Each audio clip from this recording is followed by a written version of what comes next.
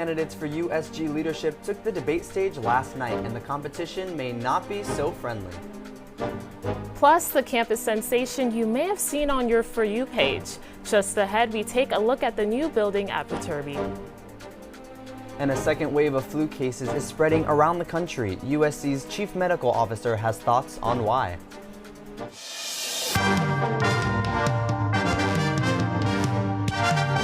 Annenberg TV News is next. USG election season has kicked off with the USG debate. Hi, I'm Sebastian Soto. And I'm Daniella Lake.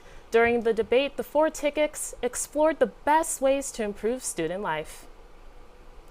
Last night's debate focused on topics ranging from free speech on campus to political polarization. The candidates also explained some of the changes they'd like to make if elected. We're running on 5 main pillars: our self-support, sustainability, academic resources, health and wellness, and representation. Our biggest point is Fleet, which is a student-run USC's first ever digital marketplace for students by students, where you can sell your student football tickets, your subleases, and your furniture on one centralized marketplace. Our platform is really just based on amplifying the voices of students. This means implementing ChatGPT EDU, which you can work with for their students, free laundry for USC housing. Because now we are focusing on the ChatGPT do's and don'ts, how to properly and most effectively use ChatGPT in the classroom, because a lot of classrooms and professors are leaning into AI. These are the 4 tickets for the USG presidential race. If you want to learn more about each of their platforms, visit the USG website at usg.usc.com.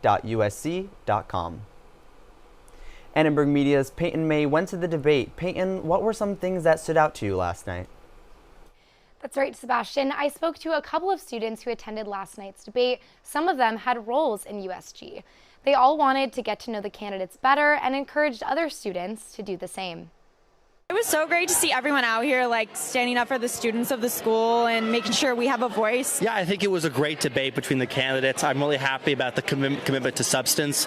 I think every platform really fleshed out their proposals. You're paying for USG, so I hope you know that it's in your tuition, so whether you vote or not, they get your money.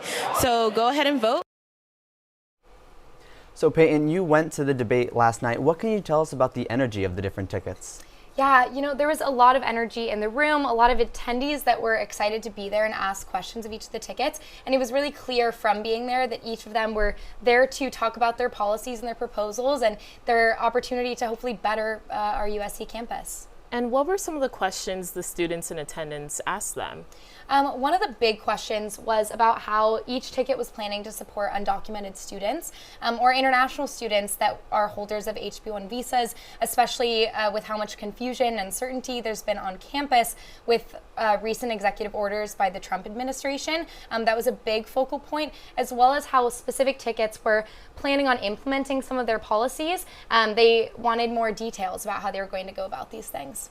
And what were some of the policy ideas regarding campus life that were presented yesterday? Yeah, there was quite a bit of overlap. We heard in those clips earlier, there was some discussion about ChatGPT and implementing an EDU service or ChatGPT Plus for all students. There was also a lot of talk about food. How do we expand and improve upon food accessibility on campus, as well as campus security? We have those ID checkpoints at various entrances on campus, and we still have the internal fences around Doheny and Alumni Park. And a lot of the tickets talked about how we can address safety while making sure that students are able to get on campus and feel safe while doing so. Mm-hmm. Well, thank you so much, Payton. Thank you.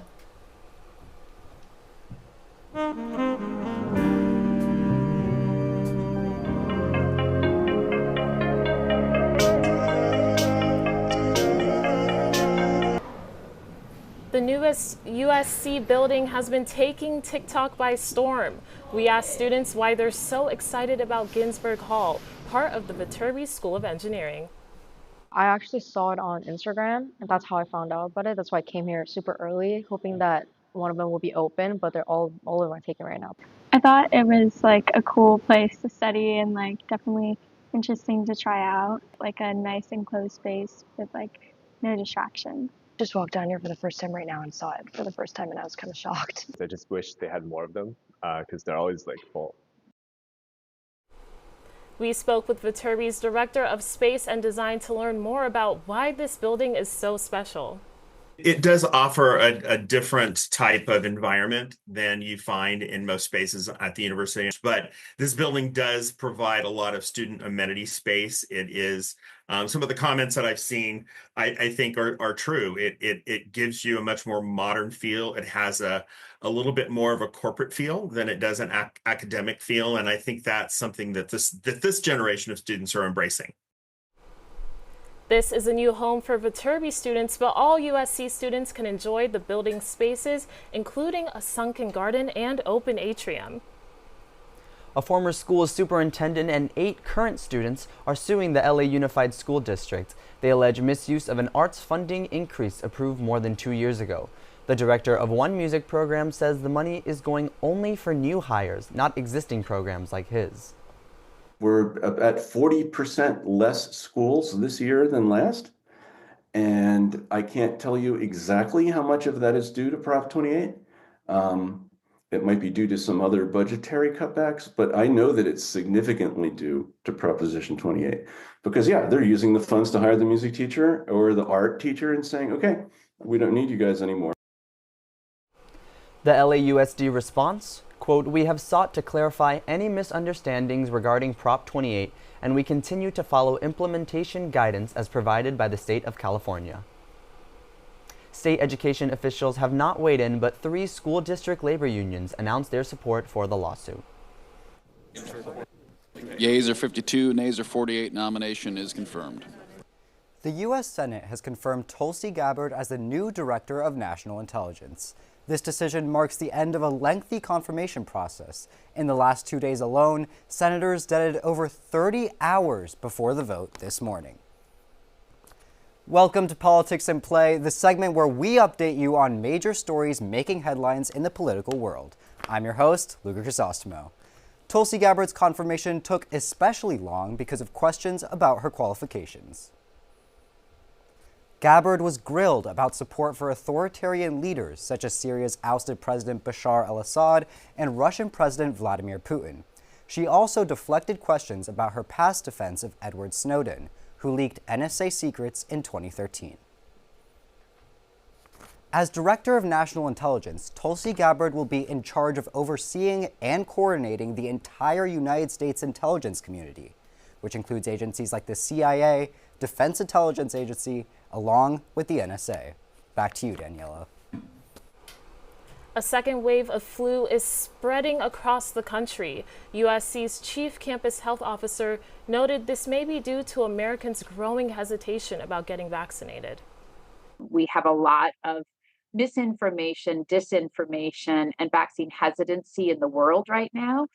So we're seeing kind of record lows of flu vaccines on campus, as well as just in the world.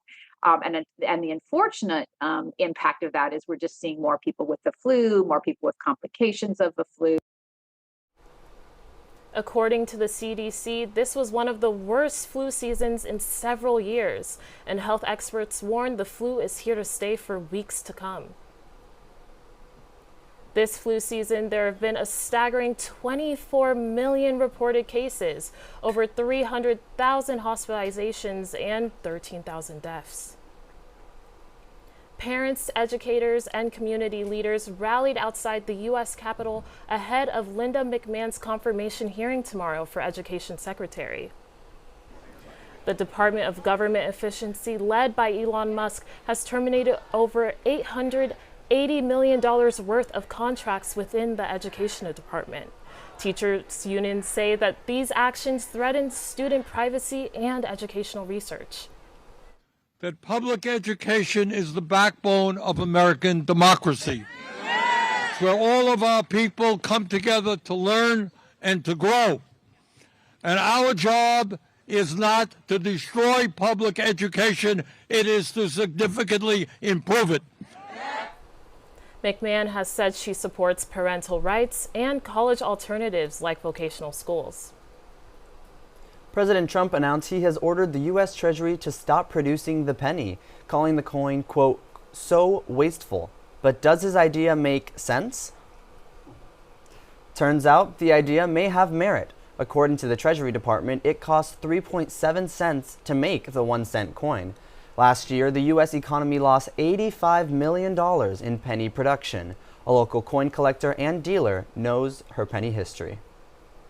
For coin collectors, for coin dealers, the most collectible coin is the Lincoln penny. So it's just sad because Abraham Lincoln is a he's a big man historically, and so imagine with the cents. But yeah, it's really sad as a coin collector. It was the second coin I've ever collected with my dad when I was 6. I wouldn't be surprised that many people are just going to just buy every single one of 2025 now. The U.S. would not be the first country to stop producing the coin. Canada, New Zealand, Australia, and a number of other countries have already done so.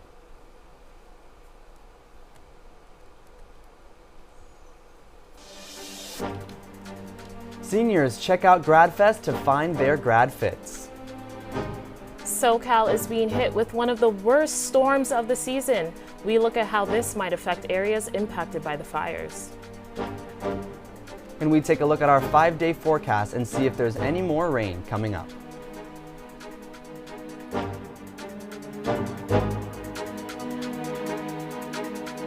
I'm Amy Grant. There was nothing about my life that said, you have a ticking time bomb in your chest. But I did.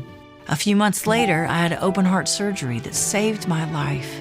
And I owe it to the research and life-saving medical breakthroughs developed by the American Heart Association. Heart disease is America's #1 killer. So listen to your heart. I'm here today because I did. Learn more at helpheart.org. As a mom, I want my kids' lives to be filled with joy and possibility. And I want that for every kid. That's why I support No Kid Hungry. They work in schools and communities to make sure every kid gets the healthy meals they need.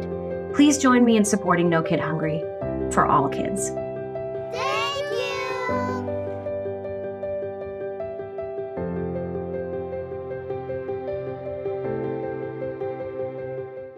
No young person should ever have to worry about having a safe place to sleep at night, or whether anyone cares about them. But the reality is, 1 in 10 young adults will experience a form of homelessness this year. For over 50 years, Covenant House has been helping youth in crisis and giving them the support and tools they need to succeed in life. To learn more, go to covenanthouse.org today. Thank you for caring. The strongest storm of the season is set to hit Southern California, bringing heavy rain, snow, and potential landslides throughout the region. A flash flood warning goes into effect tomorrow afternoon for the burn scar areas in LA and Ventura counties. Watch out for dangerous debris flows. One of the things that we're looking for are debris flows that we're watching out for, are debris flows, and there's always a risk of flooding. But especially in the burn scar areas, debris flows are a primary concern. We did, with some folks from UCLA, we went out yesterday and did some drone flights to take like an initial view of the landscape. And so we plan to do that after the storm and see if it's triggered a bunch of debris flows or not. This will be the worst storm of the season, with heavy rains, landslides, strong winds, and even snow. Officials warn drivers to stay off the roads on Thursday.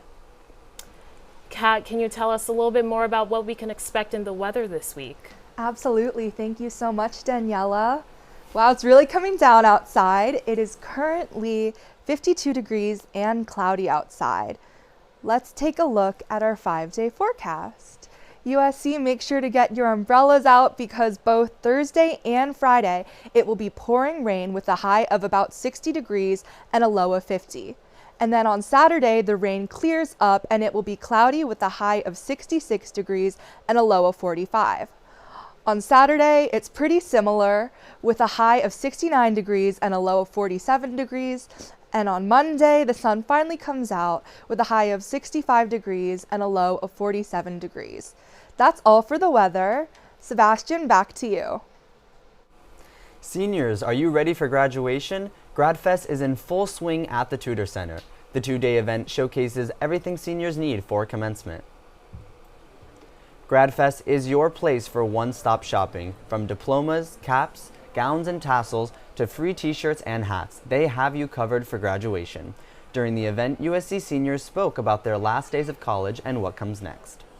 My family has a business in New York, so I'm planning to go into it, and I'm a little bit nervous about, living up to the expectation, but at the same time, I'm really excited to contribute. I'm most looking forward to being done with classes, but the fourth year, I'm burnt out.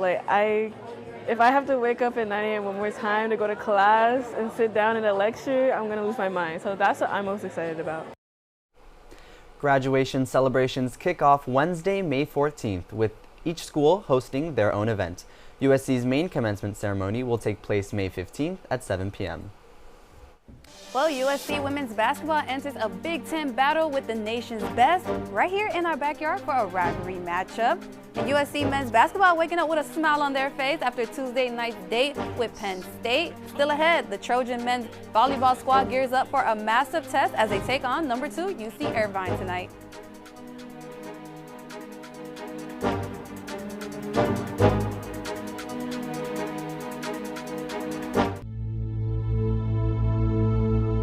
There are places in this world where hope is a rare and precious gift. But in those places, there exist ships of mercy, driven by the hearts and hands of volunteers who believe in something bigger than themselves. Working together, they found their purpose, serving those with the greatest need, and discovering what it means to give their all. To see how you can change lives, visit mercyships.org today. One more time before you wake up in the wild. Our natural world needs us now. Step by step, side by side, together, we can find a way to ensure that all life on Earth can thrive. To learn more about how you can help protect and conserve nature, visit nature.org. When you hear the words nonprofit organization, what comes to mind? Is it a place your dog called home before finding you? Is it an organization that supports accessibility or fights for our most basic needs? It's impossible to show all the ways nonprofit organizations make a difference in our world. But it's not impossible to be part of it. Reach out to a nonprofit organization that inspires you today to find how you can help make the world a better place. Welcome back to ATVN Sports. I'm Kamyar Moradi. And I'm Dominique Williams. Big time pressures await on the eve of a big rivalry game. USC women's basketball enters another top 10 battle against UCLA Thursday night. Kiki Arafran and Talia Von Alphen talks about the significance behind the rivalry. I come from a school that had a really big rivalry with Oregon, and it was always super personal and a week that you look forward to. So coming here, I didn't really realize how big the rivalry was. So I think it's super cool to be a part of it. I think it's super special that we're in a great conference like the Big Ten. We have a lot of top 10 teams, and I think not looking too much into the future, but being able to play teams like this, playing the #1 team in our regular season will only help us for March. Last time out between USC and UCLA split their 2 regular season meetings before the Trojans won a double overtime thriller with a score of 80-70 in the Pac-12 tournament. Key players to watch: Juju Watkins, who's averaging 23.9 points per game, plus 6.7 rebounds per game. Lauren Betts for UCLA is averaging 19.6 points per game and 9.7 rebounds per game. All right, the 2 Los Angeles powerhouses have dominated in their new conference. A win for USC can shake up the standings in the conference and put the Trojans in their first place with a head-to-head tiebreaker. Kamyar, how do you think Kiki's gonna respond to Lauren Betts on tomorrow's matchup? I think she's going to rise to the occasion. There's no one I'd rather have in the paint than Kiki herself. How do you think they're going to win this game? You know, I did notice that when we were looking up the stats that USC has been struggling from the three-point line. So if all the players like Juju, Avery, Malia can step up, even Kennedy Smith has been dominant from the three-point line, I think we can play spoiler and knock out the #1 unbeaten team. Let's hope so. All right, top 6 showdown, city bragging rights, and a shot at taking down #1 UCLA. Tip-off for the Battle of LA is set for 7 p.m. Thursday night at the Galen Center. USC men's basketball put a whooping on the Nittany Lions yesterday at the Galen Center. The three-point line was on fire as the Trojans shot a season-high 75%. With 4 out of the 5 starters scoring in double digits, senior transfer guard Chipuzo Agbo led all scorers with 21. He canned 7 threes as he made it look effortless. Coach Musselman talked about the trials and tribulations before the game. This was a must-win for us. You know, we talked about it. It was, a discombobulated week. Went into today's shoot-around and basically canceled it, turned it into a walkthrough, completely scrapped the entire practice plan. With the madness of March coming around the corner, the Must Bus hopes to be all gas, no brakes against the Gophers this Saturday. For the first time since 1991, USC volleyball has a 9-0 record. Now the number 5 team in the country faces their toughest challenge yet against number 2 UC Irvine. The 8-0 Anteaters are having a historical season with their best start since 2007. The team leads the nation in serving. Serve-receive will be a key point for the Trojans in tonight's matchup. To keep the momentum going, the Trojans will need to go in on their attacking percentage and apply the pressure on blocking. There's a handful of veterans and rookie hitters on USC's front line who will be the leaders in this matchup. The Trojans will play tonight at Irvine and take on the Anteaters on Friday at home in 2 highly anticipated matchups as they look to continue the positive momentum. The only reasons I've heard of George Washington University are because Sean Moradi and Red Auerbach both attended there. Now they are about to face the most decorated college baseball team in the entire country, the USC Trojans. It's been 27 years since the boys in Cardinal and Gold brought home any hardware. Last season's subpar 31-28 record was encapsulated by a loss to Arizona in the Pac-12 tournament final. I haven't felt a heartbreak like that since J.R. Smith thought the game wasn't tied.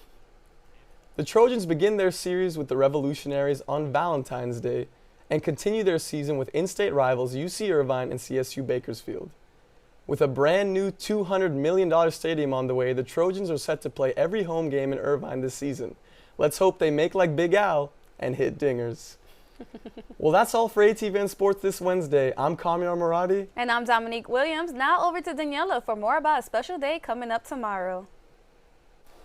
Happy Galentine's Day Eve. We'll show you the best places to celebrate with your gals.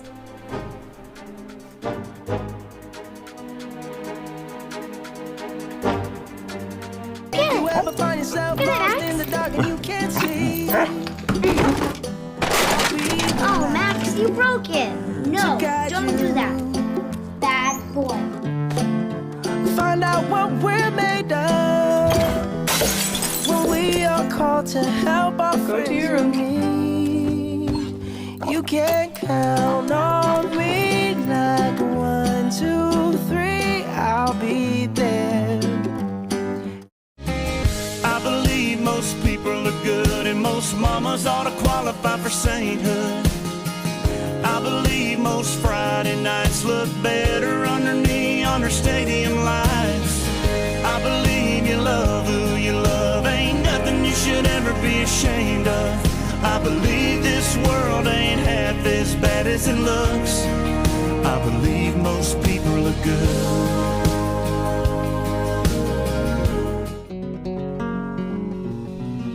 I thank God for my life and for the stars and stripes.